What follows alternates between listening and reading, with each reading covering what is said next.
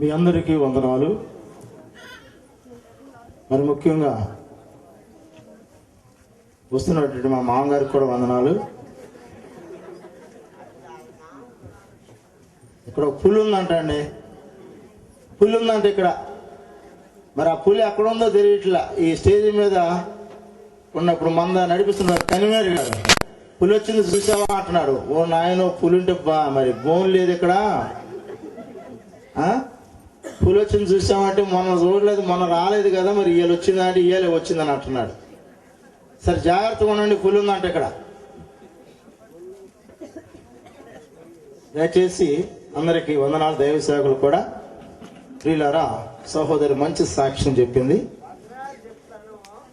చూడండి, ఒక వాక్యాన్ని మనం చదువుకుందాం. దానియేలు గ్రంథము 3వ అధ్యాయము 29వ వచనాన్ని మనం చదువుకున్నాం. కాగా నేను ఒక శాసనము నియమించి ఉన్నా, ఏదనగా ఇవ్విధముగా రక్షించుటకు సమర్థుడగు దేవుడు గాక మరి ఏ దేవుడును లేడు.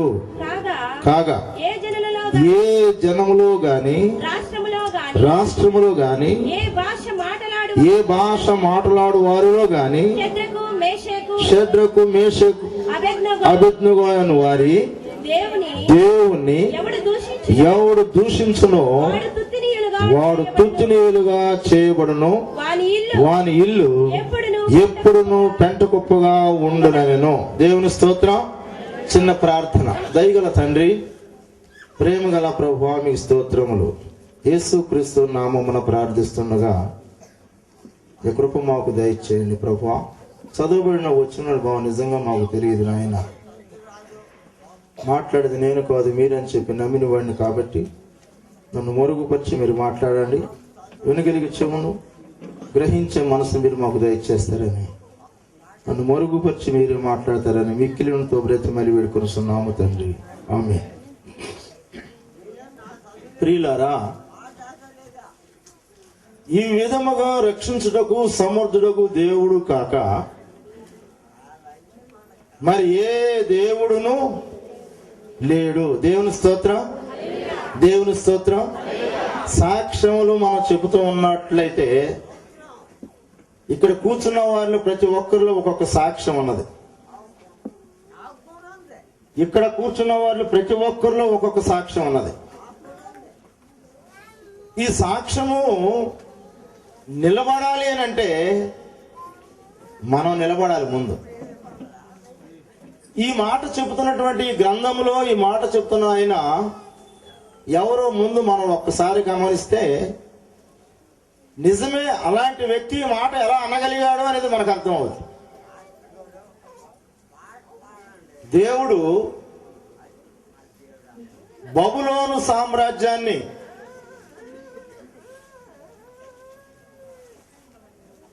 రాజధానిగా చేసుకొని ప్రపంచం మొత్తాన్ని కూడా ఏలుబడి చేయమని దేవుడు ఆయనకి ఆకాశ పక్షులను భూజంతువులను కూడా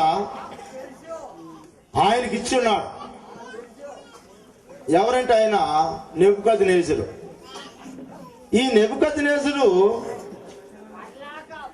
ఆకాశ పక్షులను భూజంతువులను ప్రపంచంలో ఉన్నటువంటి మానవులందరికీ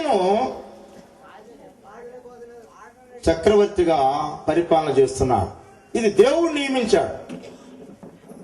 కానీ ఈయన ఏమంటున్నాడంటే ఈ విధముగా రక్షించటకు సమర్థుడకు దేవుడు కాక మరి ఏ దేవుడును లేడు. ఎందుకు ఈ మాట అంటున్నాడు అంటే ఈయనకు ఒక అనుభవం వచ్చింది. చూడండి, ఈ 3వ అధ్యాయంలో ఈయన ఒక విషయాన్ని ఇక్కడ మనకు చెప్తూ ఉన్నాడు. 60 మూరల ఎత్తును 6 మూరల ఎడల్పును బొమ్మ ఒక దాన్ని చేసి పురాణమైన మైదానంలో దాన్ని నిలిపి ఈ సకల దేశంలోనూ సకల రాష్ట్రంలో ఉన్నటువంటి ప్రజలందరికీ వర్తమానాలు పంపించి నేను విగ్రహ ప్రతిష్ఠ చేస్తున్నాను కాబట్టి మీరందరూ వచ్చి ఈ విగ్రహ యొక్క ప్రతిష్ఠ కార్యక్రమంలో పాలు పంపులు పొందండి. నా అధికారంలో, నా రాజ్యంలో, నా పరిపాలనలో ఎవరైతే ఉన్నారో వాళ్ళందరూ కూడా, ఆహ్వానించబడిన వాళ్ళందరూ కూడా రావాలి అని ఆయన ఒక శాసనాన్ని జారీ చేశాడు. ఈ శాసనం జారీ చేసినప్పుడు జరిగిన విషయం ఏంటంటే, అందరూ ఆయా దేశాల నుంచి వచ్చారు, ఆ మైదానంలో ఉన్నారు. ప్రియులారా, ఈ విగ్రహాన్ని చాలా పెద్దగా ఎత్తుగా దాన్ని నిలబెట్టారు. ఈ విగ్రహానికి పక్కన ఈ రాజుగారి సింహాసనాన్ని వేశారు. ఈ విగ్రహానికి, రాజుగారి సింహాసనానికి కింద భాగంలో ఒక పాత్ర లాంటి ఒక గుండాన్ని తీసి, ఒక గొయ్యి తీసి, ఆ గొయ్యిలో కట్టెలు కాలుస్తూ ఉన్నారు. ఈ గొయ్యి దేనికంటే, ఈయన ఈ యొక్క విగ్రహ ప్రతిష్టకి ఎవరైతే రారో కాలుతున్నటువంటి అగ్నిగుండంలో వాడిని పడవేస్తాను. వచ్చి ఎవరైతే ఈ యొక్క విగ్రహానికి ఈ సకల బ్యాండ్ మేళం వారు వాయిస్తున్నప్పుడు ఎవరైతే సాగిలు పడరో వాళ్ళని బట్టి దాంట్లో వేస్తాను అన్నాడు అని అందరికీ సాటింపేశారు. అందరూ వచ్చారు.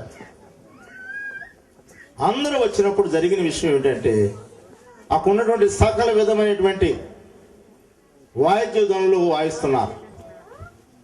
అక్కడ ఉన్నారు దేవుని యొక్క విషయాలలో రాజ్య పరిపాలన చేసినటువంటి శతాధిపతులు, అర్ధ శతాధిపతులు, ఏమండి ఇలాంటి మండలాధిపతులు, ఇలా చాలా మంది ఈ అధికారులందరూ అక్కడికి వచ్చినప్పుడు రాజుగారు చెప్పినట్లుగా వాళ్ళు అక్కడ వేణాలు, సింపాలు అంటే ఈ బ్యాండ్ మేళం అంతా వామిస్తుండగా అందరూ సాగిలి పడ్డారండి. ముగ్గురు వ్యక్తులు మట్టుకు సాగిలి పడల. ముగ్గురు వ్యక్తులు సాగిలి పడల. ముగ్గురు వ్యక్తులు అలాగే నిలబడ్డారు. ఆ ముగ్గురు వ్యక్తులు ఎవరు అనగా, ప్రియులారా, బబులోను సామ్రాజ్యంలో ముఖ్యులే, అధికారులే, పదవిలు చేస్తున్నట్టు వాళ్ళే, ఆ రాజు యొక్క ఉప్పు పులుసు తింటున్న వారే. వాళ్ళు ఈ యొక్క బొమ్మకు వాళ్ళు సాగిలి పడకుండా వాళ్ళ ముగ్గురు అలాగే నిలబడిపోయారు. మరలా ఇంకోసారి ఈ దేవుని యొక్క విషయాలలో ప్రియులారా వాళ్ళు ఎంతో భయం కలిగి ఉన్నారు. తీరా చూస్తే జరిగిన విషయం ఏంటంటే, ఒక న్యాయం వెళ్ళి రాజుగారికి చెప్పారు, రాజుగారు ప్రపంచ జనాభా అంతా వచ్చి ఇక్కడ ఉన్నటువంటి మీరు ఆహ్వానించిన వారందరూ వచ్చారు, సాగిలి పడ్డారు, కానీ మీ ఉప్పు పులుసు తింటున్న ముగ్గురు వ్యక్తులు మటుకి సాగిలి పడలేదన్నారు. ఎవరు వాళ్ళు? ఎవరు వాళ్ళు? షడ్రకు, మెషకు, అబేద్నెగో కూడా నువ్వే పేరు పెట్టుకున్నావు కదా. ఆ పేర్లు ఎవరు పెట్టారు? షడ్రకు, మెషకు, అబేద్నెగో అని పేర్లు పెట్టింది ఎవరు? ఆయనకి, వాళ్ళకి ఆయనే నెబుకద్నెజరే పెట్టాడు. అసలు వాళ్ళ పేర్లు అవి కాదు. అవేనా? ప్రియులారా గమనించండి, దేవుని యొక్క లేఖనాన్ని మనం పరిశీలన చేసినట్లయితే పరిశుద్ధ గ్రంథంలో వాళ్ళ ముగ్గురు ఎప్పుడైతే అలాగే నిలబడి ఉన్నారో రాజుగారికి వర్తమానం వెళ్ళింది. రాజుగారు అన్నాడు, నా ఎదురు తీసుకురమ్మన్నారు వాళ్ళ ముగ్గురిని. వాళ్ళ ముగ్గురు ఎదురు తీసుకొచ్చారు. షడ్రకు, మెషకు, అబేద్నెగో వాళ్ళారా, విగ్రహం నిలబెట్టింది నేను దేవుడిగా ఎంచుకున్నా, ఈ పరిపాలన అంతా నాది, కాబట్టి మీరు నా చేతి కింద ఉన్నారు, నా రాజ్యంలో నాతో పాటు మీరు భాగస్తులుగా ఉన్నారు, కాబట్టి నేను ఆజ్ఞిస్తున్నాను, మ్రొక్కండి అన్నాడు. మోగించండి అన్నాడు. మరలా మోగించారు. కానీ అందరూ సాగిలి పడ్డారు, కానీ వాళ్ళు ముగ్గురు అలాగే నిలబడ్డారు. ఏమిటయ్యా అన్నాడు. ఏమిటి మీ మాటలు ఏంటి చెప్పమంటే, వీళ్ళు ఏమంటారు చదవండి ఇక్కడ. ఏమండి?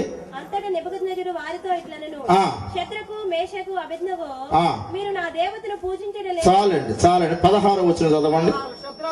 షడ్రకును, మేషకును ఇలాగూ చెప్పిరి, నెబుకద్నెజరు ఇందును గూర్చి నీకు ప్రత్యుత్తరం ఇవ్వాలనన్న చింత మాకు లేదు. దేవుని స్తోత్రం.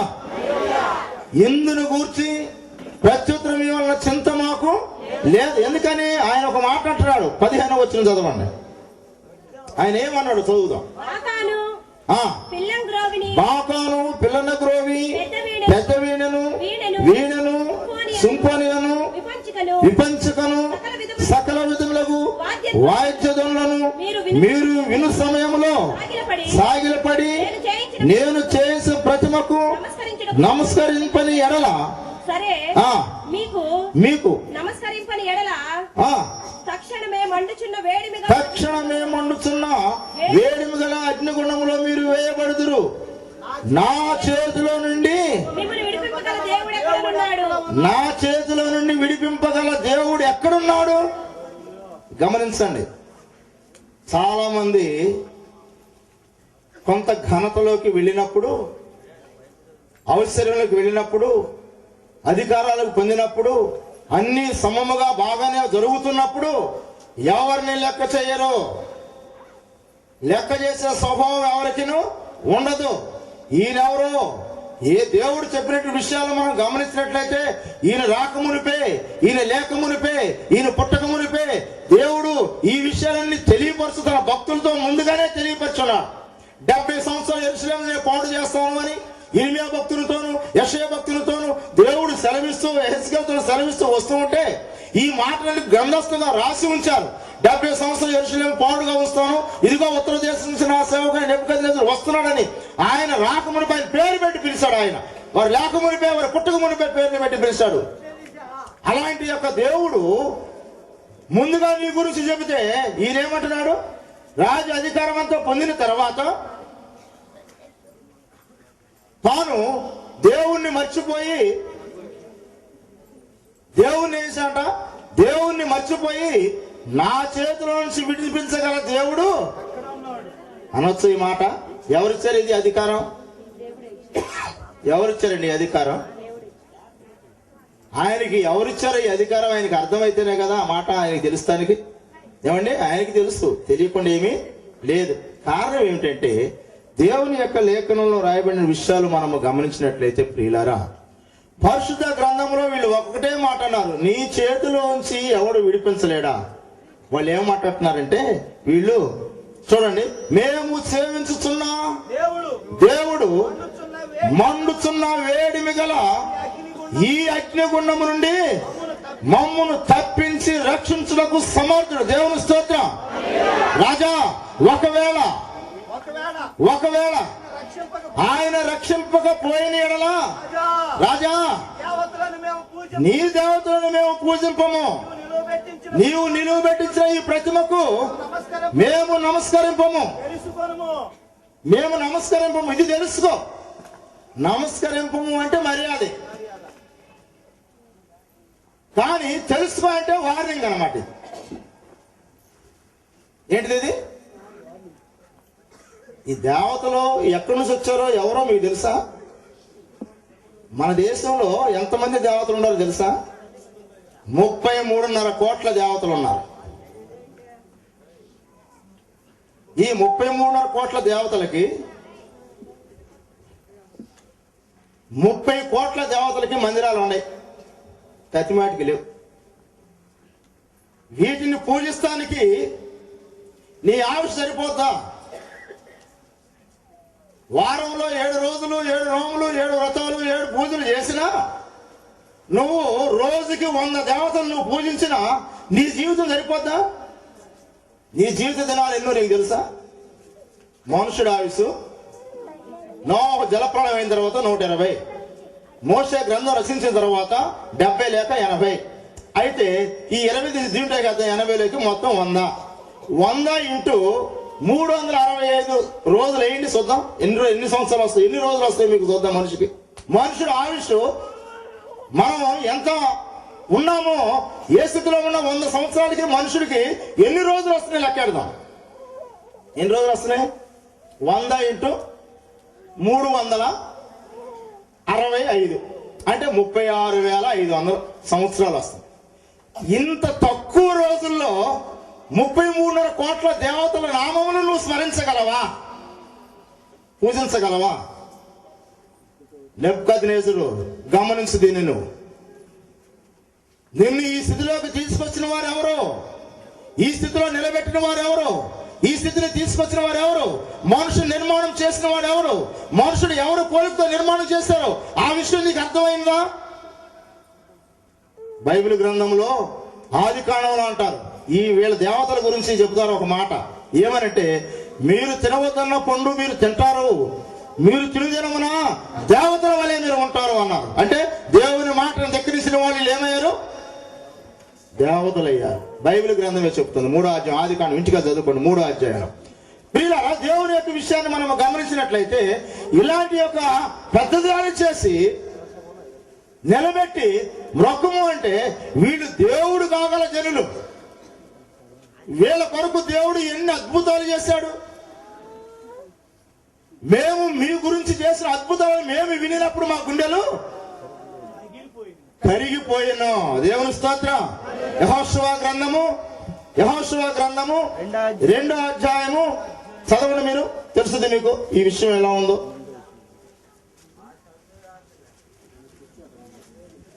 2వ అధ్యాయం 11వ వచనం.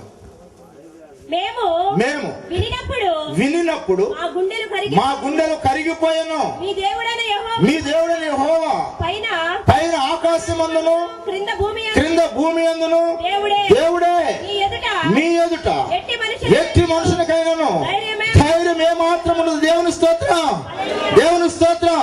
గట్టి చెప్పాలి, దేవుని స్తోత్రం. మీ ఎదుట ఎట్టి మనుషునికైనా ఏమాత్రమైన ధైర్యము ఉండదు. ఎందుకు అవిశ్వాసము? నీ దేవుడు ఎలాంటి వాడు? మేము సేవిస్తున్న మా దేవుడు రక్షింప సమర్థుడు. రక్షింపలేనంత కుర్స మా దేవునికి లేదు. యెషయా గ్రంథంలో అంటూ ఉంటాడు ఒక మాట, 59వ అధ్యాయము 1వ వచనంలో, రక్షింప నేర్కునుడు యెహోవా హస్తము కుర్స కాలేదు, విననేర్కుడు ఆయన చెవులు మందము కాలేదు.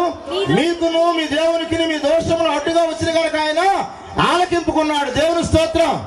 గమనించండి, రక్షింప నేర్కున్నట్టు ఆయన హస్తము కురస కాలేదు, విననేరుకు ఆయన చెవులు మందము కాలేదు. ప్రియులు గమనించండి, మన దేవుడు, మేము సేవిస్తున్న మా దేవుడు ఈ అగ్నిగుణమును తప్పించకు సమర్థుడు. రాజా, నీవు నిలబెట్టే ప్రతిమకు మేము మ్రొక్కము. ఎందువల్లంటే ఇది నువ్వు తెలుసుకో, ప్రపంచంలో ఎలాంటి వాళ్ళు గొప్ప గొప్ప మేధావులు, గొప్ప గొప్ప దైవజ్ఞానులు, గొప్ప గొప్ప వాళ్ళు ఉన్నప్పటికీను అందరూ ఎక్కడో చోట తప్పిపోతూనే ఉన్నారు. కానీ వీళ్ళు ముగ్గురు ప్రపంచాన్ని కళ్ళు తెరిపించారు. వీళ్ళు ముగ్గురు ప్రపంచంలో ఈ రాజు ఒక మాట ఏమని వారు తెలియపరచడానికి, రాజు నోట నా చేతి నుంచి ఏ దేవుడు అయితే తప్పిస్తాడో చూస్తాను, మరలా మోగించండి బ్యాండ్ మాలం అనగానే వాళ్ళు మరలా మోగించారు. కానీ వీళ్ళు ఆ విధంగా నిలబడి ఉన్నారు. దేవుని స్తోత్రం. ప్రియులారా, అలా నిలబడి ఉన్నప్పుడు కోపం వచ్చింది. పట్టుకోండి వీళ్ళు అన్నాడు. పట్టుకున్నారు. బంధించండి అన్నారు. బంధించారు. వీళ్ళ కొరకు మనుషులను మేపారటండి. తలారులను వీళ్ళ కొరకు మేపి వీళ్ళని ఆ యొక్క అగ్నిగుండంలో తీసుకెళ్ళటానికి బంధించి తీసుకువెళ్ళి అగ్నిగుండంలో వేశారు. వేస్తే దాంట్లో పడిపోయిన వాళ్ళు ఈ వేస్తానికి తీసుకెళ్లి తలారు ఉన్నారు చూసారా, వీళ్ళంటండి అగ్ని శక్తి వీళ్ళు చనిపోయారంటండి. కానీ రాజుగారు పకాపకా నవ్వుదాం అనుకున్నాడు. నా మాటే ధిక్కరిస్తారా? నా మాటకి విలువేవరా? నేనంటే ఏమిటి వీళ్ళకి అర్థం కావట్లేదా? నేను వీళ్ళకి ఉద్యోగం ఇచ్చి, వీళ్ళు ప్రవాసులు అయితే ఇక్కడ వాళ్ళు కాదు, వీళ్ళు ఎక్కడి నుంచో నేను తీసుకొచ్చి ఆ యొక్క ఇశ్రాయేలు దేశం నుంచి నేను తీసుకుని వచ్చి వీళ్ళని ఇక్కడ నేను పోషించి వీళ్ళని పెంచి నా రాజ్యంలో వీళ్ళకి స్థానం ఇస్తే వీళ్ళు నా మాట ధిక్కరించి వీళ్ళు ఈ విధంగా ఉన్నారు కదా. జాగ్రత్త, ఇదే ప్రపంచానికి వార్నింగ్ అని ఇస్తామనుకునే ఆలోచన కలిగి దానిలో వేశాడు. ప్రియులారా, ఆయన ఆశ్చర్యపడి నిలబడిపోయాడు. ఏమిటి ఈ శిష్యులందరూ కూడా, ఏంటి మహారాజు నిలబడ్డాడు ఏంటి? నవ్వాల్సిన వ్యక్తి ఆశ్చర్యంగా చూస్తున్నాడు ఏంటి? అగ్నిగుండంలోకి చూస్తున్నాడు ఏంటి? వీళ్ళందరూ చూస్తున్నారు. మంత్రి అన్నాడు, చిత్త మహాప్రభు, మనము ఎంతమంది వేసాం లోపల? ముగ్గురిని. మరి నాకు నలుగురు కనపడతారేంటి? ఆమేన్, ఆమేన్. ఎంతమంది కనపడతారట? నలుగురు కనపడుతున్నారు. ఏమిటి? 4వ వారి రూపము దేవదూత రూపము పోలి ఉన్నది. దేవుని స్తోత్రం. చప్పట్లు కొట్టాలి గట్టిగా, అందరూ గట్టిగా చప్పట్లు కొట్టాలి. 4వ వారి రూపము దేవదూత పోలిన రూపము, దేవుని కుమారుని పోలిన రూపము, యేసు ప్రభు పోలిన రూపము, బాల యేసు యొక్క రూపము, ఆ యొక్క అగ్నిగుణము నాకు కనిపిస్తున్నది. దేవుని స్తోత్రం. కళ్ళు పచ్చబడిపోయింది. పౌరుషము, పగ, ద్వేషము, కోపము ఏమైపోయినాయి? ఎప్పుడైతే నాలుగో వ్యక్తిని చూశాడో వెంటనే ఎవరిని రమ్మట పైకి వాళ్ళని వెళ్ళి తీసుకురండి అంటే యాస్తనికి అక్కడ శవాలు కనపడుతున్నాయి. వాళ్ళని దానిలోకి వేసినట్టు వాళ్ళు శవాలు అక్కడే కనపడతాయి. కానీ వీళ్ళు నలుగురు లోపల ఏం చేస్తారంట? వీళ్ళు నలుగురు లోపల పాటలు పాడుతూ దేవుని స్తుతిస్తున్నారట. దేవుని స్తోత్రం, దేవుని స్తోత్రం. ఓ మాట్లాడుతున్నారు, ఓ షడ్రకు మిషకు అబేద్నెగో వారలారా, మీరు పైకి రండి. నిచ్చెన లేదు, తాళ్ళు లేదు, గొలుసు లేదు. వాళ్ళు పాటలు పాడుకుంటూ ఆ పని పైకి వచ్చారు. దేవుని స్తోత్రం. పైకి ఎంతమంది వచ్చారు? ముగ్గురు వచ్చారు. ఈయనకి ఎంతమంది కనపడ్డారు? నలుగురు వచ్చారు. మేము సేవిస్తున్న మా దేవుడు రక్షింప సమర్థుడు, రక్తం నువ్వు ఎక్కిస్తావు 10వ రోజుకి. దేవుని స్తోత్రం. అది నీ మాట కాదు, పరిశుద్ధాత్ముడు నీ పక్కన అనిపించే మాట అది. దేవుని స్తోత్రం. నీ నోటి నుంచి ఆ మాట రాదు, అయ్యో నా భర్తను కాపాడు, అయ్యో నా పెనిమిటిని కాపాడు, ఎంతైనా పర్వాలేదన్న మాట నీ నోటి నుంచి రావాలి. కానీ పరిశుద్ధాత్మ దేవుడు చెప్పిన మాట 10 రోజులకి తప్పనిసరిగా రక్తం ఎక్కిస్తావంతే. ఏ మాట అది? స్త్రీకి ఉన్నటువంటి విశ్వాసం చాలా గొప్పదండి. ఆ రాజు అంటున్నాడు, దేవుని యొక్క విషయాలు ఈ విధముగా రక్షించటకు సముద్రకు దేవుడు తప్ప మరి యొక్క దేవుడు లేడు. నా చేతుల నుంచి ఏ దేవుడు రక్షిస్తాడు చూస్తానని ఛాలెంజ్ చేసిన వాడు ఎంతలోకి అయిపోయాడు? ఎంతలోకండి? మేము ఒకప్పుడు బాగా దాగి గుండీలు ఎక్కడ దాగి తీసి ఇక ఎదురు తిరుగుతూ పోతా ఉన్నాడు. ఎవడు ఎదురొచ్చేవాడు లేడనుకుంటా. మా ఊళ్ళో పచ్చిపాటి జార్జి అని ఉన్నాడు. అయితే మరి ఒగ్గునే ఉంచుకున్నాడు ఇక్కడ. నేను ఎదురొస్తుంటే నాకే ఎదురొస్తున్నాడు. ఏంటంటే అంటే నేను తాగేవాడు కాదు, నాకు తెలియదు. నేను అనేవాడిని ఒకసారి, అరే ట్యాప్కు 100 వేసుకొచ్చి ఆ 100 నిషా దగ్గేదాకా అక్కడ కూర్చొని 10 మందితో మాట్లాడి పౌరుషంగా మాట్లాడి మళ్ళీ నిషా దగ్గర 100 వేసుకొచ్చి రావటం కాదురా.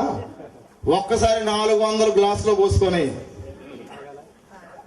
తాగి మా డాబా రోడ్డు అమ్మటి సారా కొట్టి ఎదరా డాబా ఎదరా రోడ్డు దాటి వెళ్ళి మా డాబా ఎక్కి మళ్ళీ కిందకి దిగారు. ఇది శ్రేయండి.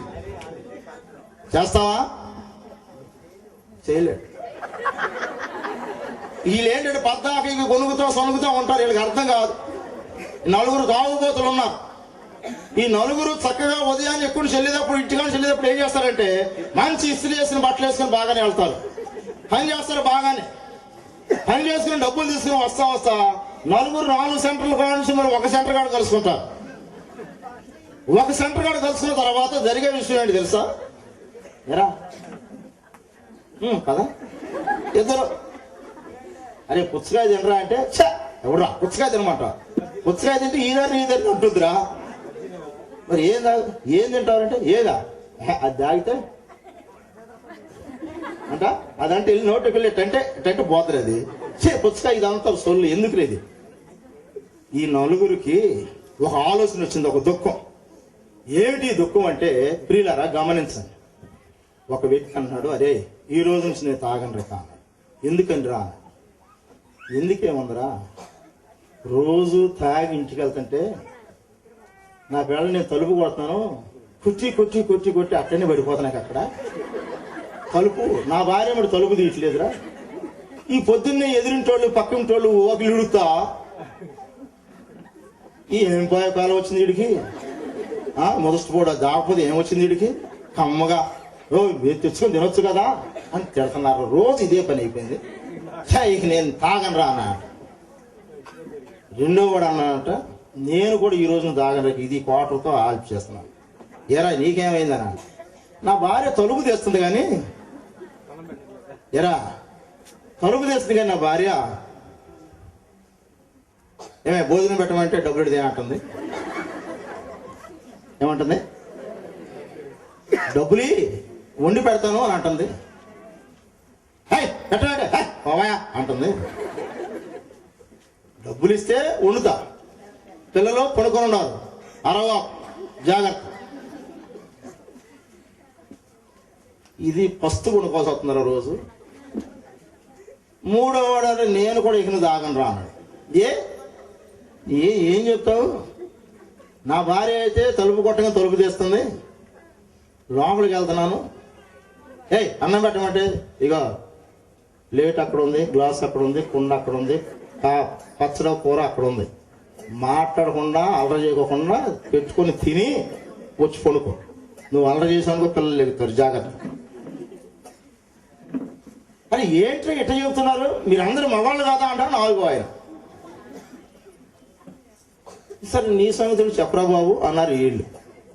నా భార్య అయితే తలుపు కొట్టగానే తలుపు తీసి నేను తూలి పడబోయేకి నా సంఖ్యన చేసి నన్ను తీసుకెళ్లి బాత్రూంలో తీసుకెళ్లి స్నానం చేయించి బట్టలు మార్చి తీసుకొచ్చి టేబుల్ మీద డైనింగ్ టేబుల్ కూడా కూర్చోబెట్టి నాకు భోజనం పెట్టి పక్కేసి నన్ను కొనుక్కోబెట్టి విసురుతా ఉంటదిరా అన్న. ఎంత తాగుబోతులమైనా మా పేరా ఈ కథ చెప్పేది నువ్వు? అంటే మేము తాగుబోతులు, మా భార్య ఎలా మమ్మల్ని ఎలా ఉంటుందా? నువ్వు తాగుబోతు అయితే నీ భార్య అలా అన్నదా నిన్ను? ఏంటి అలా అంటున్నారు? రాసి చూపిస్తాను రండి. తీసుకెళ్ళాడు, తలుపు కొట్టాడు యథాప్రకారంగా. తలుపు కొట్టగానే తలుపు తీసింది భార్య, తూలి పడపోయాడు, సంఖ్యను చేసింది. వాళ్ళు ఎవరండి అంటే నా స్నేహితులు వాళ్ళు అన్నారు. అన్నయ్యలారా మీరు కూడా లోపల రండి అన్నారు. వాళ్ళు కూర్చున్నారు. ఈమె తీసుకెళ్లి స్నానం చేయించింది, బట్టలు మార్చింది, కుర్చీలో కూర్చోబెట్టింది. అన్నయ్యలారా మీరు కూడా కాళ్ళు చేతులు కూడా కూర్చోండి, అందరు నీళ్ళు ఇచ్చింది, వాళ్ళు కూడా కూర్చోబెట్టింది. 4గురికి భోజనం పెట్టింది. దేవుని స్తోత్రం. 4గురికి భోజనం పెట్టిన తర్వాత వీళ్ళు తింటూ ఏడుస్తున్నారు. వీళ్ళు 3 ఎందుకు ఏడుతా ఎడవగా ఎడవగా అట్టనే ఉంటుంది రా ఎడవకు అని అంటున్నాడు ఈ అసలు ఆయన. వాళ్ళే అక్కడ అన్నం అక్కడ పడేసి, అమ్మా మా భార్యలు కూడా ఆడవాళ్లే, నా భార్య ఎలా అంటుంది, నా భార్య ఎలా అంటుంది, నా భార్య ఎలా అంటుంది, ఈ విషయం ఏంటి? నువ్వు కూడా మా భార్య లాంటి స్త్రీవే కదా, నీవెందుకు ఈ విధంగా చేస్తున్నావు అంటే అవంది, అన్నయ్య నేను మారు మనసు పొందిన బిడ్డను. దేవుని స్తోత్రం, దేవుని స్తోత్రం. నేను మారు మనసు పొందిన దానను. నా భర్తను దేవుడు నేను నా భర్తకు సాటి అయిన సహాయకురాలుగా దేవుడు నన్ను ఆయనకి ఇచ్చాడు. నేను మారు మనసు పొందిన దాన్ని కాబట్టి నేను చనిపోతే దేవుని రాజ్యంలో నిత్య సుఖం అనుభవిస్తూ ఉంటాను. దేవుని స్తోత్రం. కానీ నా భర్త చనిపోతే అగ్నిగుండంలో నిత్యం కాలుతూ ఉంటాడు. ఇక్కడ నా స్వార్థం ఏమిటంటే, నా పెనిమిటి ఇక్కడ బాధలు పడుతూ శ్రమ పడుతూ చనిపోయిన తర్వాత కూడా ఆ యొక్క అగ్నిగుండంలో యాత్ర పడుతూ ఉంటాడు కదా. కాబట్టి నా వలన అందాల్సిన సుఖాన్ని నా భర్తకు నేను అందిస్తున్నాను. ఇక్కడ నేను బాధ పెట్టను, ఇక్కడ నేను కష్టపడతాను, కొద్ది కాలం నేను శ్రమ అనుభవిస్తాను. కానీ ఈ శ్రమను 10 మందికి నేను చూపించి నా భర్త ఎలాంటి వాడు, నా పెనిమిటి ఎలాంటి వాడు, నేను ఎలా చేస్తున్నాను అలా చేస్తాను, అల్లరిపాలు చేయను.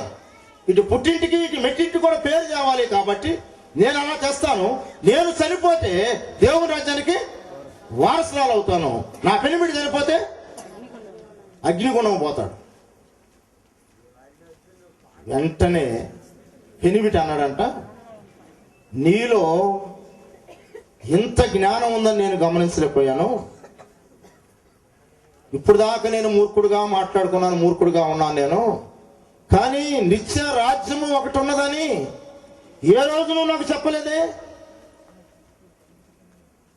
ఎందుకు ఇంతకాలం దీన్ని దాసేవానంటే, అయ్యా నేను చెప్తే నువ్వు మారుతావా? నువ్వు తాగుడు మానవాయంటే ఈ బగిలిపోద్ది, అంతే కదా, ఊరుకో పడతావు. కానీ నేను ఎందుకు చెప్పాలి, నీతో తాగాది ఎందుకు పెట్టుకోవాలి? కాబట్టి నేను పొరుగు గల కుటుంబం నుంచి వచ్చినట్టు దానం.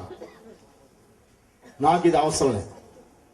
ఎప్పుడైతే ఈ మాట చెప్పిందో ఈ ముగ్గురు లేచి ఈ 4వ ఓడితో ఆమె పాదాల మీద పడిపోయారంటే దేవుని స్తోత్రం. ఇక ఆ ఇల్లు ఎలా ఉంటది? వెంటనే ఈ ముగ్గురు కూడా తాగుడు మానేసి తన భార్యను తీసుకొచ్చి ఈ కుటుంబంలో ఆ స్త్రీ దగ్గరికి వచ్చి, అమ్మా మా దగ్గర మాతో కూడా నువ్వు ప్రార్థించే, మా కోసం ప్రార్థించేయమన్నారు. దేవుని స్తోత్రం.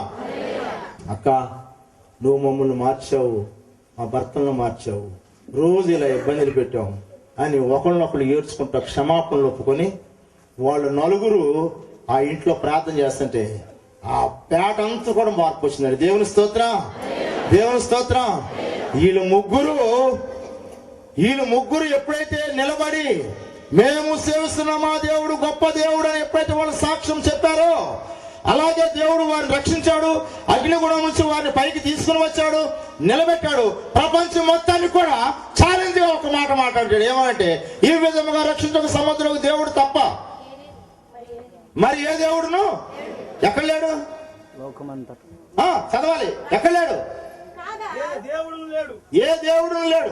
కాగా ఏ జనులలో గాని, రాష్ట్రంలో గాని, ఏ భాష మాట్లాడు వారిలో గాని, షడ్రకు మేషకు అబేద్నెగో వారిలో దేవుణ్ణి ఎవడు దూషించునో వాడు తుత్తు నీరుగా చేయబడును, వాని ఇల్లు ఎప్పుడు కంటుకుప్పుగా ఉండను. గమనించండి. దేవుని యొక్క లేఖనాన్ని మనం పరిశీలన చేస్తున్నట్లయితే దేవుడు రక్షించే సమర్థుడు, దేవునికి అసాధ్యమైన ఏదీ లేదు. దేవుడు ఉన్నవాడు అనువాడు. ఈ విధముగా రక్షించకు సముద్రులకు దేవుడు ఆయనే, ఆయన తప్ప మరి ఒక దేవుడు లేడు. అందుకనే మేము ఈ ప్రకటన చేసేది. మేము అనుభవించాము, చూస్తున్నాము. మేము లోకమును ఎంతగానో అనుభవించాము, చూస్తున్నాం. అనుభవించిన తర్వాత దీనిలో ఏమి లేదని తెలుసుకొని దేవుని యొక్క గ్రంథాన్ని పట్టుకుంటే ఆస్కారం కలిగి ఉంది. దేవుని స్తోత్రం. మేము ప్రియులారా భయంకరులమే లోకంలో, కానీ దేవుని యొక్క లేఖని మనం పరిశీలన చేసుకోవాలి. దేవుడు రక్షించటకు సమర్థుడు. అగ్నిగుండం ఉన్నదా? క్రైస్తవుల్ని ప్రశ్న వేసేవాడు చాలా మంది ఉన్నారు. అగ్నిగుండం ఉన్నదా అంటే అది ఎప్పుడుందో ఏంటో అని మీరు అనుకుంటారేమో. ఈ రోజున ఏ టీవీని పెట్టండి, ఏ పేపర్ని చదవండి, అగ్ని పర్వతాలు పగిలి కొండలు కరిగి ఏమండి అవి లార్వాగా ప్రవహిస్తూ ఉన్నాయి. కరిగిన ఇనుము ఏ కలర్లో అయితే ఉంటుందో ఆ కలర్లో ప్రవహిస్తున్నాయి కొండలు ఈ దినాల్లో. ఒక రష్యా శాస్త్రవేత్త, కమ్యూనిస్టు, అతను అంటున్నాడు, దేవుడు అంటే నాకు తెలియదు, బైబిల్ నేను చదవలేదు, కానీ ఒకటి, నేను ఈ భూమికి రంధ్రం వేసి కొన్ని మైళ్ళు నేను భూమికి రంధ్రం వేస్తే నేను రంధ్రం వేసినటువంటి ఈ రంధ్రం ఆగరు కిందకి కరిగిపోయింది, నేను పైకి తీసాలి అన్నాడు. ఇదేంటి, ఎందుకు కరిగిపోయిందో చూస్తే కింద అగ్ని ఉన్నది అని అన్నాడు. దేవుని స్తోత్రం. ఆయన ఒకటే మాట చెప్తున్నాడు, నేను కమ్యూనిస్టుని, దేవుని నమ్మిన వాడిని కాను. దేవుడు అంటే నాకు తెలియదు, నేను ఆస్తికుణ్ణి. నా దేశము కమ్యూనిస్టు దేశము. అయితే అగ్నిగుండం ఉన్నదని బైబిల్లో వాళ్ళు చెప్తుంటే నేను విన్నాను, కానీ పరిశోధన చేస్తే నేను ఇదిగో కింద అగ్నిగుండం ఉన్నదని నేను రుజువుపరుస్తానని రాశాడు. ప్రియులారా, అగ్నిగుండం లేదనుకోగాకండి.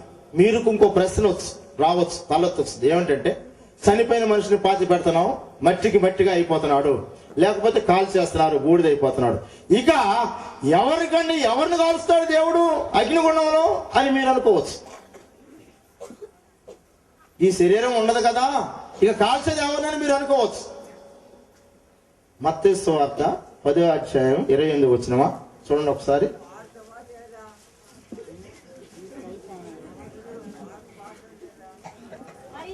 మరియు ఆత్మను చంపనేరక దేహమునే చంపు వారికి భయపడకూడదు గాని ఆత్మను దేహమును కూడా నరకములో నశింపజేయవానికి మిక్కిలి భయపడు. దేవుని స్తోత్రం.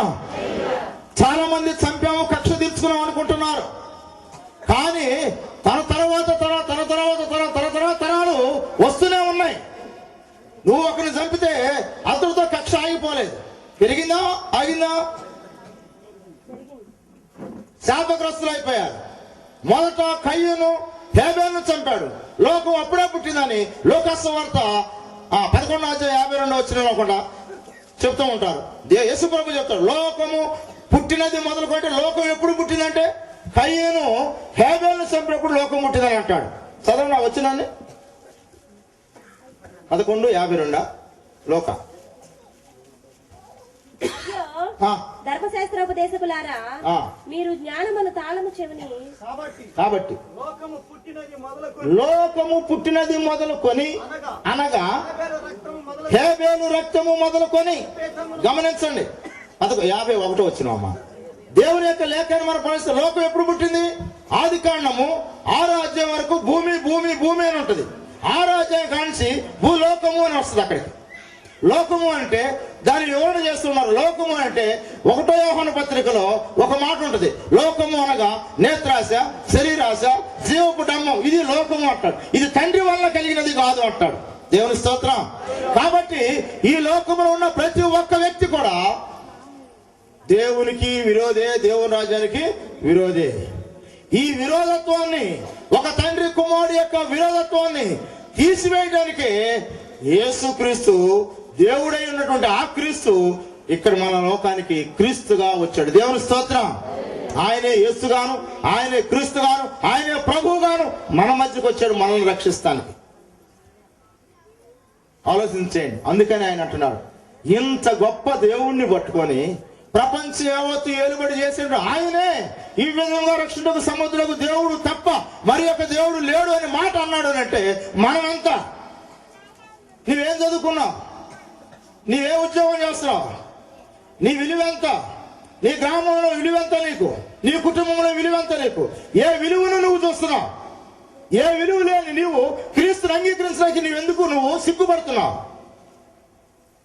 చూడండి దానియేలు గ్రంథము, దేవుని యొక్క లేఖనాన్ని మనం పరిశీలన చేసినట్లయితే ఈ దానియేలు గ్రంథంలో ఇంకొక మాట ఉన్నది, మనం పరిశీలన చేద్దాం. దానియేలు గ్రంథము 6వ అధ్యాయము 20వ వచనం చదవండి. అతడు గృహ దగ్గరకు రాగానే దుఃఖ స్వరముతో దానియేలును పిలిచి, జీవము గల దేవుని సేవకుడు అన్న దానియేలు, నిత్యము నీవు సేవిస్తున్న నీ దేవుడు నిన్ను రక్షింపగలిగిన. దేవుని స్తోత్రం, దేవుని స్తోత్రం. నీవు నిత్యము సేవిస్తున్నావు, నీ దేవుడు నిన్ను రక్షింపగలిగిన. దేవుణ్ణి ఆరాధిస్తున్నారు, దేవుణ్ణి పూజిస్తున్నారు, దేవుణ్ణి సేవిస్తున్నారు, దేవుని ఎదుట సాగిల పడుతున్నారు, దేవుని అడుగుతున్నారు, తపస్సులు చేస్తున్నారు. కానీ నీవు సేవిస్తున్న నీ దేవుడు నిన్ను రక్షింపగలిగినా, నిన్ను రక్షిస్తున్నాడా? నువ్వు ఎన్నుకున్నట్టు నీ దేవుడు నిన్ను రక్షించేంతటి వాడుగా ఉన్నాడనేది గమనించండి మీరు. నేను చెప్పాను ఇందాకే, లోకంలో ఎంతో మంది ఉన్నారని. కానీ వీళ్ళని మనం సేవించే ముందు వీళ్ళు మనం రక్షించగలగడా? రక్షిస్తాడా? రక్షించలేడా? రక్షించే కెపాసిటీ కొనదా అని ఆలోచన మనం చేస్తున్నామంటే చెయ్యం. నేను బోల్ట్ కంపెనీలో పనిచేసినప్పుడు సూపర్వైజరు మంగనాథాచారి గారని బ్రాహ్మణుడు, ఆ ఇంట్లో పరిచయం చేస్తూ తిరుగుతూ ఉండేవాడిని. నేను అంటూ ఉండేవాడిని, ఆ పక్కమటే గోళ్ళలో ఇంట్లో ఉంటే తమ్ముడు తమ్ముడు అని పిలుస్తూ ఉండేవాడు. ఈ బొమ్మ ఇటీ తమ్ముడు అని అంది. నేను, అక్క ఈ బొమ్మలు ఇన్ని బొమ్మలు పెట్టుకున్నావు, వీళ్ళందరూ ఎవరు అక్క అన్నా. నాకు అప్పుడు 18 సంవత్సరాల వయసు ఉంటుందేమో, 17, 16 ఉంటాయి అనుకుంటా. ఆ వయసులో అడిగితే వీళ్ళందరూ దేవుళ్ళయ్యా అన్నది. నిజమేనక్క, ఒక విషయం నేను అడుగుతాను, ఇంతమంది దేవుళ్ళను రోజు సాంబ్రాణి వెలిగిస్తున్నావు, పూజ చేస్తున్నావు, దీపారాధన చేస్తున్నావు, అచ్చికాయ పెడుతున్నావు, తమలపాకు పెడుతున్నావు, అన్ని చేస్తున్నావు, ఎప్పుడైనా నీకు తలకాయ నొప్పి వచ్చినా, ఎప్పుడైనా నీకు కడుపులు నొప్పి వచ్చినా, జ్వరం వచ్చినా, ఎప్పుడైనా సరే నా దేవుడా నేను రోజు నీకు ఇలా చేస్తున్నా కదా, నా తలకాయ నొప్పి నా జ్వరం తగ్గించని అన్నప్పుడు ఎప్పుడైనా తగ్గిందాక అన్న. అదేంటయ్యా, ఎంతమంది డాక్టర్లు లేరు మన ఊర్లో? ఎవరంట? మన ఊర్లో ఎంతమంది డాక్టర్లు లేరు? ఈ డాక్టర్లు అందరూ ఉండగా మనకు ఆయనతో పనేంటి? అదే పొరపాటు. దేవుడు అంటే మనం అడిగినప్పుడు దేవుడు మనకేం చేయాలి? అడిగిన దాన్ని మేలు చేయాలి. చాలా మంది ఈ దినాల్లో కూడా అలాగనే ఉన్నారు. చాలా మంది ఈ దినాల్లో కూడా అలాగే ఉన్నారు. వాక్యం ఆత్మకంట, శరీరము ఎక్కడికంట? హాస్పిటల్ కంట. వాక్యం దేనికంట? ఆత్మ. గమనించండి, ఆత్మను దేహమును కూడా నరకములో పడవేయువానికి మిక్కిలి భయపడుడి. బూడిదైపోతుంది అనుకుంటున్నారేమో, మన్ను అయిపోతుంది అనుకుంటున్నారేమో. గమనించండి, బూడిదవదు, మన్ను అవదు. దేవుని దృష్టికి అందరూ బ్రతికిన వారిగా ఉన్నారు. దేవుని స్తోత్రం. దేవుడు నమ్మినవాడు, యేసుక్రీస్తు నమ్ముకున్నవాడు, ఇదిగో నా యందు విశ్వాసించువాడు చనిపోయినను బ్రతికి నా యందు విశ్వాసించుడు ఎన్నడను చనిపోడు. దేవుని స్తోత్రం. కాబట్టి దేవుని యందు మీరు విశ్వాసం ఉంచుతున్నారు. కాబట్టి ఆయన యొక్క విషయాల్లో మనం గమనించాల్సిన విషయం ఏంటంటే, ఇక్కడ అయిపోతుందని ఎగతాళి చేసేవాళ్ళు, ఉంటే నాకు చూపించమని చెప్పేటి వాళ్ళు చాలా మందిని చూస్తాం మేము. ఇతరుల వాదనలకు వెళ్ళినటువంటి వాళ్ళం మేము. కానీ వాదంలో జయించగానే ఓడిపోరా. ఒక కమ్యూనిస్ట్ అయినా, రాడికల్స్ పార్టీ అయినా నీతో నేను వాదించాలన్నాడు. వాదించాను. ఏం వాదిస్తావన్నా? నీకే ఛాన్స్ ఇస్తున్నాను అన్నాడు. నేను నీకు ఛాన్స్ ఇస్తాను, నువ్వు వాదించాను. ఆయన అన్నాడు, దేవుడు ఉండవని నువ్వు రుజువుపరుస్తావా, నేను రుజువుపరచాలా అన్నాడు. నీకు ఏదైనా సరే పర్లేదన్నా. ఆయన అన్నాడు, లేడని నేను అంటాను, ఉన్నాడని నువ్వు రుజువుపరచాలా, ఓకే రాని అన్న. ఆఖరికి ఆయన ఎక్కడికి వచ్చాడంటే డార్విన్ సిద్ధాంతానికి కాడికి వచ్చాడు. కోతులోంచి మనిషి వచ్చాడు అని. ఎక్కడికి వచ్చాడు? కోతులోంచి మనిషి వచ్చాడని ఆగిపోయాడు. రైట్. ఇప్పుడు ఎన్ని కోతులు, ఎన్ని సింపాంజీలు, ఎన్ని కొండముచ్చులు, ఎన్ని రకాల కోతులు జూలో ఉన్నాయి? ఉన్నాయా? మరి ఒక్క కోతి కూడా మళ్ళీ మనిషి అవ్వలేదే? ఒక్క కోతి కూడా మనిషి అవ్వలేదే? చెప్పు. మరి నువ్వు అంటున్నావు కదా, డార్విన్ సిద్ధాంతం మనుషుడు ఇలాగా ప్రాణుల ద్వారా ఇలా వచ్చాడు అంటున్నావు. చేపలోంచి, కప్పలోంచి, తాంబేలయ్యి, పందిలోంచి, ఇలా కోతిలోకి వచ్చి, కోతి నుంచి మనుషుడు వచ్చాడు అంటున్నావు. కోతి బుద్ధులు మనుషులు ఒకటి అంటున్నావు. ఇది డార్విన్ సిద్ధాంతం. ఇది అయితే ఒక్క విషయం గమనించు, ఎన్నో కోతులు ఉన్నాయి జూలో. ప్రభుత్వం వారు పెంచి పోషిస్తున్నారు, ప్రపంచంలో పెంచి పోషిస్తున్నారు. కానీ ఒక్కటి కూడా మనిషిగా మార్పు వచ్చినట్టు కనపడతలేదు. సీతాకోక సిలుపు ఉన్నది, గొంగళ పురుగు ఉన్నది. గొంగళ పురుగు ఆకు తింటుంది శీతాకాలంలో, తదుపరి మరలాది గూడు కడుతుంది. దాంట్లో రెక్కలు గల పురుగులాగా బయటకు వస్తున్నాయి. అది ప్రకృతి, దేవుడు చేసినది. అలాగే జరుగుతుంది ఈరోజు, ఈ దినాల్లో అది కారణంగా అలా జరుగుతుంది. మరి ఇలా జరగాలి కదా మనుషుడు. నువ్వు పీల్చే గాలి ఎక్కడిదో నీకు అర్థమవుతుందా? నువ్వు త్రాగే నీళ్ళు ఎక్కడో నీకు అర్థమవుతుందా? మనుషుడు దేవుడు భూమిలోంచి తీశాడు. భూమిలో తీసిన మనుషుడిని దేవుడు భూమిలో పడిన ప్రతి ఒక్కటి నువ్వు తినమని చెప్పాడు. దేవుని స్తోత్రం. ఎప్పుడు తినని పండు నువ్వు తిను, అది నీకు జీర్ణం అవుద్ది. కారణం ఏంటంటే అది భూమిలోంచి వచ్చింది, నువ్వు భూమిలోంచి వచ్చావు. ఎప్పుడు తాగలేడు పానీయం నువ్వు తాగు, అది నీకు ఏ హాని జరగట్లేదు. కారణం ఏంటంటే నువ్వు ఎక్కడి నుంచి వచ్చినావన్నీ భూమిలో నుండి. ఆలోచించే వితండ వాదనకు రాగా జాగ్రత్త. అంటే ఆయన అన్నాడు, నువ్వు నక్సలైట్లో తిరిగి కూడా, నువ్వు కమ్యూనిస్టులో తిరిగి కూడా నువ్వు దేవుడు ఉన్నాడు రుజువుపడతావు ఏంటి అని అన్నాడు.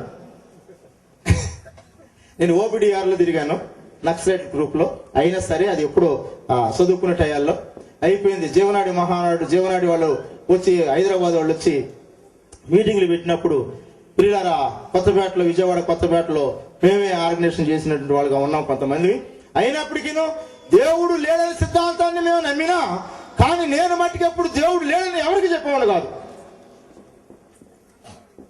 ఈయన అంటున్నాడు, నెబుకద్నెజరు చనిపోయిన తర్వాత మాదీయులు పారసీకులు రాజ్యానికి వచ్చినప్పుడు దర్యావేషు అంటున్నాడు, దేవుని యొక్క విషయాల్లో దానియేలు దగ్గరికి వచ్చి దానియేలుని మూడో ప్రధానిగా చేసి, ఆ 120 మంది అధికారుల్లో వీళ్ళ ముగ్గురిని ప్రధానిలో ఒక ప్రధాని దానియేలుని చేసి, దానియేలు వీళ్ళందరి మీద నువ్వు అధికారిగా ఉండి ఇది మొత్తాన్ని నువ్వు నడిపించిన పరిపాలన అని చెప్పేసి అన్నప్పుడు దర్యావేషు వీళ్ళారా అలాగే అన్నాడు. కానీ ఈ 120 మంది లంచాలు పుచ్చుకుంటానికి కానీ, కుంభకోణాలు చేయటానికి కానీ, సంపాదించడానికి కానీ దానియేలు ఏం చేస్తున్నాడు? అడ్డు వస్తున్నాడు, సంతకాలు పెడతలా. ఏమిటి విషయం అని అంటే, సరిగ్గా తీసుకొని రండి, చేయిందని చేసినట్టు చేయగాకండి, ప్రజలను మోసం చేయగాకండి, రాజును మీరు అవమానపరచగాకండి, మీరు చేసేది ఏదో కరెక్ట్ గా చేయండి అని చెప్పి ఈయన అడ్డు వస్తుంటే రాజుగారి దగ్గరికి వెళ్ళి దానియేలుని అడ్డు లేకుండా చేయాలని చూస్తారు. వీళ్ళు దానియేలుని అడ్డు లేకుండా చేయాలని చూస్తారు. ప్రియులారా, దానియేలుని ఒక్క విషయమే చెప్పాడు. దానియేలు రోజుకు 3 సార్లు ప్రార్థన చేసేటువంటి పరిస్థితి దానియేలు పొంది. దేవుని స్తోత్రం. ఎన్నిసార్లు అండి? 3 సార్లు. అయితే వీళ్ళు ఏం శాసనం గుర్తించారు? రాజా, నీ యొద్ద గాని, మరి ఏ దేవుని యొద్ద గాని, ఎవరి యొద్ద గాని తీర్పు తీసుడు గాని, అడగటం గాని, విచారించడం గాని చేయకూడదు. అలా చేసిన వాడిని సింహాల గృహంలో వేసి పడదోయటమే. ఇదే వాళ్ళకి శిక్ష అనగానే ఆల్రెడీ సంతకం పెట్టేశాడు ఆయన. వాళ్ళు అక్కడ ముందే అన్నారు, మాదీయుల యొక్క పారసీకుల యొక్క పద్ధతి ప్రకారం అన్నారు, కానీ యూదుల యొక్క పద్ధతి అనే మాట అనలేదు వాళ్ళు. ఈయన యథాప్రకారముగా గుమ్మం ఆ యొక్క మేడ మీదకి ఎక్కి తలుపులు తీసి, కిటికీ యొక్క తలుపు తీసి యెరూషలేము తట్టు తిరిగి ప్రార్థన చేయడం మొదలు పెట్టాడు. అంటే ఏ దేశంలో ఉన్నాడు ఈయన? బబులోను దేశం. అంటే ఈనాడు ఉన్నటువంటి ఇరాన్ ఇరాకు దేశాలు. ఇరాన్ ఇరాకు దేశాల నుంచి ఆయన ఎటు తిరిగాడు? ఇశ్రాయేల్ దేశం ఎటుందో అటు తిరిగి ప్రార్థన చేయడం ప్రారంభించాడు. దేవుని స్తోత్రం. ప్రార్థన చేస్తూ ఉండగా వీళ్ళు అక్కడికి వచ్చి గూడుపుటాన్ని చేసి దానియేలుని బంధించి రాజుగారి దగ్గరికి తీసుకెళ్లారు. రాజా, మీ మాట ఒక్క వ్యక్తి వినలేదు అన్నాడు. ఎవరు అతను? ఎవరో ఉన్నాడు కదా, మాదిల యొక్క పారసీకుల పద్ధతి ప్రకారంగా మీ మాట విన్న వాడు ఒకరిని బంధించి తీసుకెళ్ళి అగ్నిగుణం వేసేయండి, వాడిని ఒకసారి నాకు చూపిండి అన్నాడు. అదే సింహాల గృహంలో వేసేయండి, నాకు బట్టి ఒకసారి చూపించమన్నాడు. చూపించమని చూస్తే దానియేలు ఆగండి అన్నాడు. రాజా జాగ్రత్త, డౌన్ అంటాం, బందులు చేస్తాం, తగలబెడతాం, అవి చేస్తాం, ఇవి చేస్తాం, బెదిరించేశారు రాజును కూడా. ఏంటి అంటే, నువ్వు శాసనం రచించావు, నువ్వు చేసిన శాసనాన్ని ఎవడు మార్చడానికి ఆస్కారము లేదా అమలుపరచాల్సిందే అన్నారు. దానియేలు దగ్గరికి వచ్చి, దానియేలు, నిత్యము నీవు సేవిస్తున్న నీ దేవుడు నిన్ను రక్షించును అన్నాడు. ఆ పరిని వీళ్ళు తీసుకొచ్చి దానియేలుని సింహాల గృహలో వేశారు. సింహాల గృహలో వేస్తే ప్రియులారా, ఈ సింహాల గృహలో పడినటువంటి వ్యక్తి మోకరించి ప్రార్థన చేస్తున్నాడు. దేవుని స్తోత్రం. దేవా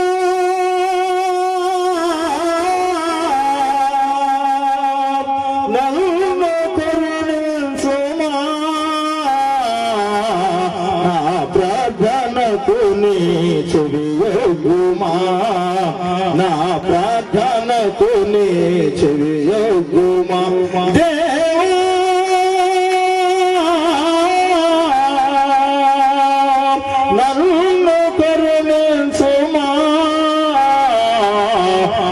ప్రార్థనకు నీ చెవియొగ్గుమా, నా ప్రార్థనకు నీ చెవియొగ్గుమా. పాపములలో బంధించినదే, మరణములలో కబళించినదే, పాపములలో బంధించినదే,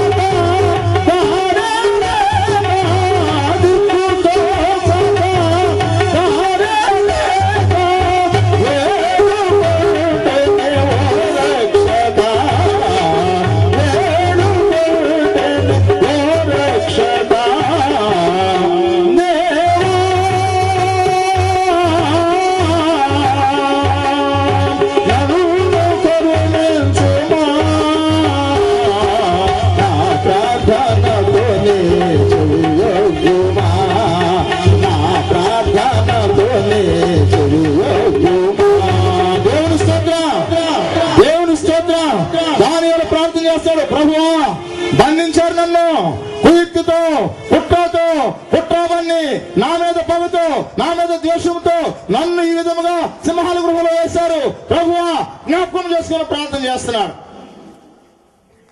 దానియేలు ప్రార్థన చేస్తుంటేనటండి, సింహాలంటండి కాళ్ళ మీద తలకై పెట్టుకుని దానియేలు ఇంకా చూస్తే అట్టనే ఉన్నాయి అటండి. దేవుని స్తోత్రం, దేవుని స్తోత్రం.